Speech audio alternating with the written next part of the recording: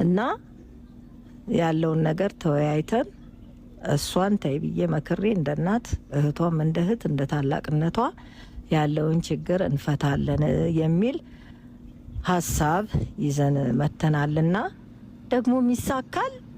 ደግሞም አሳምናታለሁ። አብርሽንም ቢሆን እጫናቸዋለሁ። ሁለቱንም ከኔ ውጭ አይደሉም